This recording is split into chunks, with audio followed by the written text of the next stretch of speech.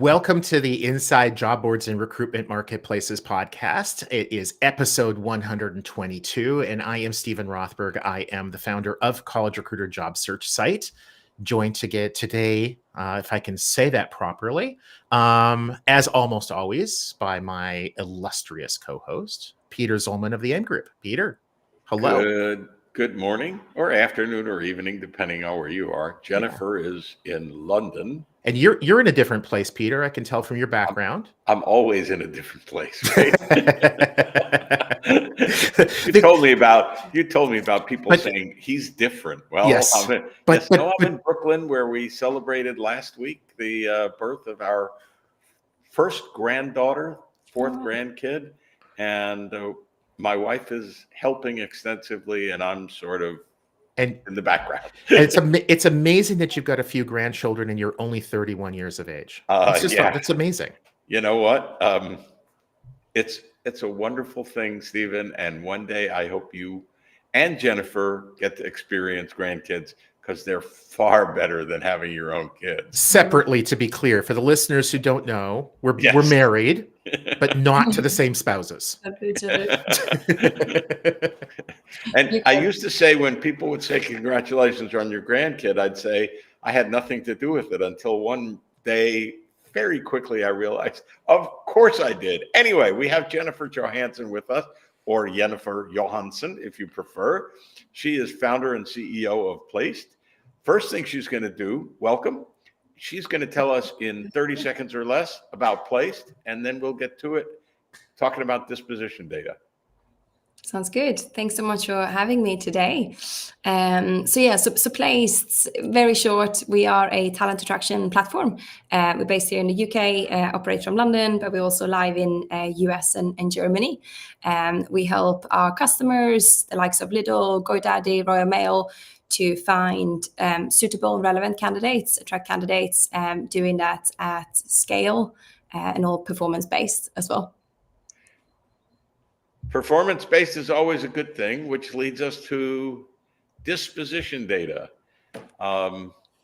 First, let's define it, and then we'll talk about how Indeed is trying to vacuum it all up and all of those things. What's disposition data?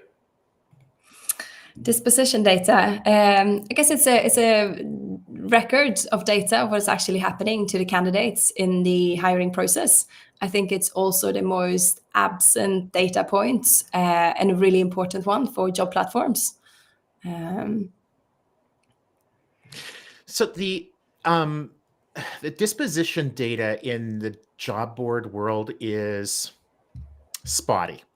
Mm-hmm. Right. Some of our customers give it to us eagerly, because they know that if we get the data, then we can better understand what candidates we're sending to them are likely to apply. We can send more of those, waste less of their money, that type of thing.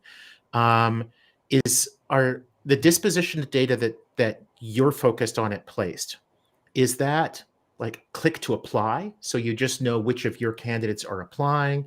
Are you taking it further than that? Maybe who's being moved forward to the interview process, or even to hire?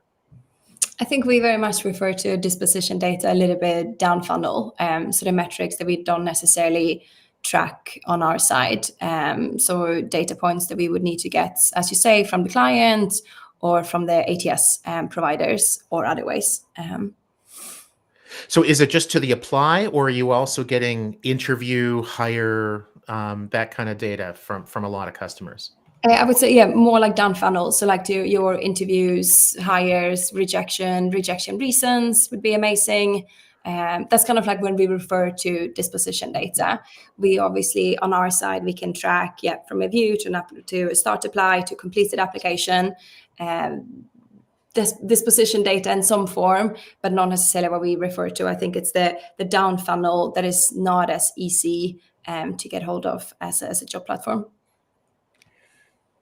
Indeed is trying to force employers to give them disposition data, getting some pushback about it.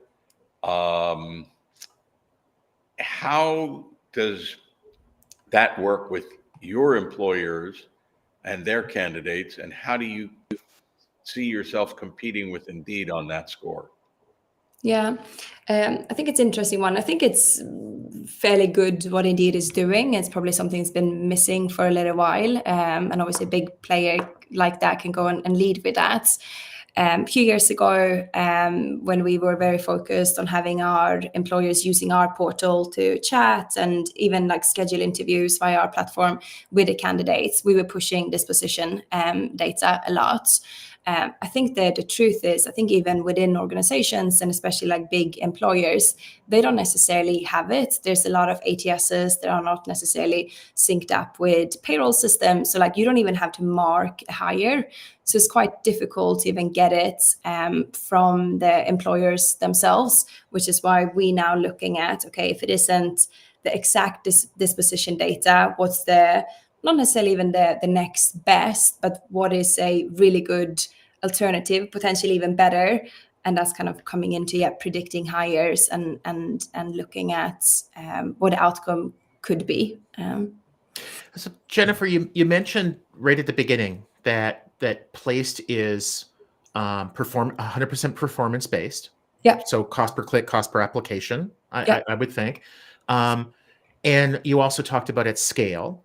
Yeah. I recall from when you and I first met like 4-ish years ago, that Placed was very much focused on frontline workers. Yeah. Is that still the case? And if it is your audience somehow different than, I don't know, a job board that focuses on accountants in terms of the importance of getting the disposition data and even if you can get it? Yeah. So we're sector agnostic. We do all type of roles. We do play a big role in that sort of like volume space. And that's usually how we start working with companies. So retailers, hospitality brand, logistics, for example. But we actually do all roles. So we do their frontline workers, but we also do their accountants, their head office staff, professional technical roles as well. I think obviously like the frontline workers, more transient, higher volumes. And as I referred to, even employers do even have that disposition data. Do they mark everyone as a hire within the ATS? I think that's more common, obviously, at volume with frontline workers. But I think with our clients today, it's a bit of a mix with both the professional. And then do you think it's different for job boards that are focused on, say, high volume frontline workers in terms of getting the disposition, the importance of that, versus like that other customer group that you have that are hiring accountants? Do you see a difference in being able to get it and the importance of having it? Yeah, I mean, if you got hiring managers who are deskless, right? They're running a warehouse or running a store, they might be less likely to actually fill that in or have access to it, or even like working with a platform on giving that away compared to a recruitment team who's kind of office based. But we're not feeling a big difference between clients. But I can imagine there can be something potentially within some organizations. Now, I've seen cases of companies that not only track hires from various job boards or recruitment marketplaces through to the hire, but also even check on 6 months and 1 year later and performance and so forth. Obviously, those are pretty sophisticated systems, and they can judge whether company X, job board X did better for them than job board Y. But that's a long way out for most companies. Do you think that realistically tracking disposition data is helpful to the companies and to the job board, or just to the job boards? No, I mean, I think it's really important and helpful for the employers as well, right? Because they are the ones who's going to benefit. If job platforms can start optimize on the back of delivery and successful outcomes, that's obviously helpful. I think, however, when it comes to disposition data, there is, in the hiring process, there's so much is out of our control. So a candidate who might look like a great candidate, this candidate's very likely to be hired, could have met with a poor hiring manager, maybe someone who had a cold that day, he wasn't as engaged. Like there's so much that's happening in the hiring process that is kind of random, right? So I think we now comparing our customers, the employers' data sets of disposition data with what we think is a predicted hire, and that sometimes looks quite different. And it's hard to judge that. Is that because we haven't necessarily got an algorithm right, or is that actually because the hiring manager was sick that day and there was a random thing sort of happening throughout the interview and in the process? I wanted to touch on geography. Yeah. So, you started in the UK, growing rapidly in Germany and the US. I have a suspicion there'll be other markets down the line. Are you seeing a difference in those 3 different countries in terms of being able to get the disposition data and the importance of that in terms of like your relationship with the employers, being able to go to the employers and show you're a very cost-effective solution, right? It's kind of it's part of the sales process, your renewal process. Are you seeing differences between US, Germany, UK? Yeah, we do.